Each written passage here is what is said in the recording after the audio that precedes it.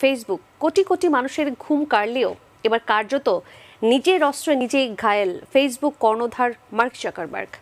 বিশ্বের বৃহত্তম নেট মাধ্যমে এবার নিজেই মোস্ট ওয়ান্টেড তালিকায় ঢুকে গেলেন তিনি, কারণ তার বানানো ভার্চুয়াল দুনিয়াতে তাকেই খুঁজে দিতে বিজ্ঞাপন দিল কলম্বিয়া পুলিশ।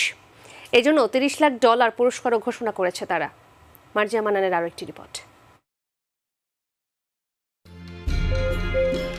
সম্প্রতি কলম্বিয়ার কুকুতে যাওয়ার পথে দেশটির প্রেসিডেন্ট ইভান দুকের হেলিকপ্টার লক্ষ্য করে হামলা চালানো হয়। অভিযোগ, কাতাতুম্বুর ওপর দিয়ে যাওয়ার সময় কপ্টারটি লক্ষ্য করে এলোপাথারি গুলি চলে। হামলার সময় প্রেসিডেন্টের সঙ্গে কপ্টারে ছিলেন তার 2 মন্ত্রী এবং আমলাও। ইভানের অভিযোগ, কাপুরুষের মতো হামলা করা হয়েছে। গুলিতে একাধিক গর্ত হয়ে যায় হেলিকপ্টারটিতে। হামলার পর সন্দেহভাজন হামলাকারীদের খোঁজে হন্য হয়ে ঘুরছে কলম্বিয়া পুলিশ। সংবাদ মাধ্যমের পাশাপাশি ফেসবুকেও 2 সন্দেহভাজনের স্কেচ প্রকাশ করেছে তারা। আর অপরাধীকে খুঁজে দিলে $30 লাখ পুরস্কার দেওয়ার কথা বলা হয়েছে।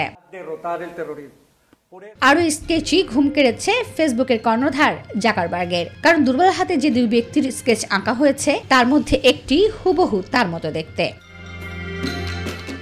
সেই স্কেচই হু করে ছড়িয়ে পড়েছে নেট দুনিয়ায়। কলম্বিয়া পুলিশের ওই বিজ্ঞপ্তি শেয়ার করে সরাসরি জাকারবার্গকে ট্যাগ করেছে হাজার হাজার মানুষ। অপরাধ করে লুকিয়ে না থেকে ফেসবুক কর্ণধারকে পুলিশের হাতে ধরা দিতেও আর্জি জানিয়েছেন অনেকে। আর এই কারণে নিজের তৈরি ভার্চুয়াল দুনিয়ায় জাকারবার্গ নিজে এখন অপরাধী। যদিও বিষয়টি নিয়ে এখনো কোনো প্রতিক্রিয়া জানায়নি মার্ক জাকারবার্গ। মার্জিয়া মান্নান, মাই টিভি।